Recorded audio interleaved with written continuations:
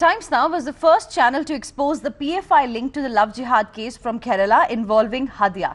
And the truth has finally tumbled out. Just days after the Supreme Court validated her marriage, Hadiya, along with her husband Shafin Jahan, went to meet PFI leaders in Calicut. They thanked the PFI leaders for the organization's financial support to them in the legal battle between Shafin Jahan and Hadiya's father. ഞാൻ മുസ്ലിം ആകാൻ പുറപ്പെട്ട സമയത്ത് തന്നെ first പോയത് വേറെ ഒരുപാട് സംഘടനകളിലാണ്. ഞാൻ പേരെടുത്ത് പറയാൻ ആഗ്രഹിക്കുന്നില്ല, എങ്കിൽ പോലും എല്ലാവർക്കും അറിയാമെന്ന് വിചാരിക്കുന്നു. എന്തുകൊണ്ട് അവരാരും സഹായിക്കാൻ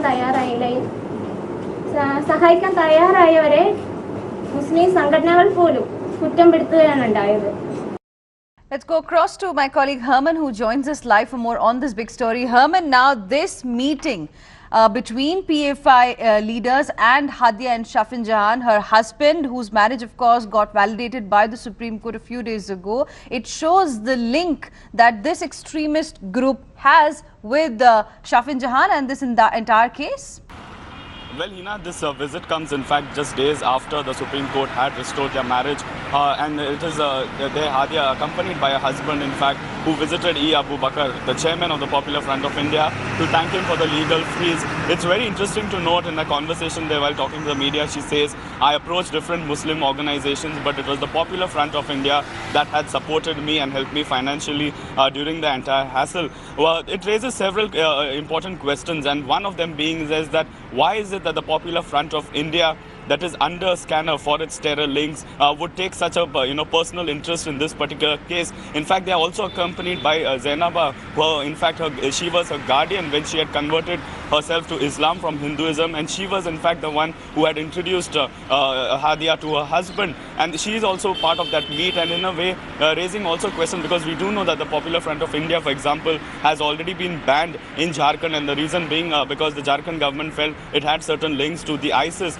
Furthermore, we also know that several of its members have been booked under the Unlawful Prevention Act, and there is also a recommendation for it to be banned in India because of its extreme links here. And why in such a scenario would the Popular Front of India, that is under the scanner in fact of the NIA, would take a keen interest in this case, which is once again being taken forward by the NIA? Why would they financially, what do they stand to gain from this? We do know in the last elections, in fact during the Gujarat elections, they had also supported Jignesh Mevani financially, and that in a way was to legitimize themselves politically.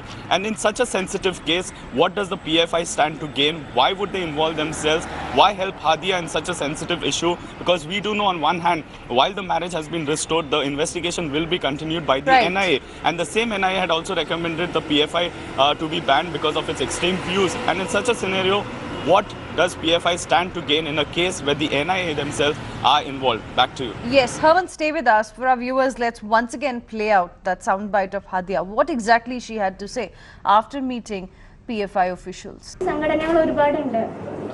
ഞാൻ മുസ്ലിം ആകാൻ പുറപ്പെട്ട സമയത്ത് തന്നെ first പോയത് വേറെ ഒരുപാട് സംഘടനകളിലാണ്. ഞാൻ പേരെടുത്ത് പറയാൻ ആഗ്രഹിക്കുന്നില്ല, എങ്കിൽ പോലും എല്ലാവർക്കും അറിയാമെന്ന് വിചാരിക്കുന്നു. എന്തുകൊണ്ട് അവരാരും സഹായിക്കാൻ തയ്യാറായവരെ മുസ്ലിം സംഘടനകൾ പോലും കുറ്റപ്പെടുത്തുകയാണ് ഉണ്ടായത്.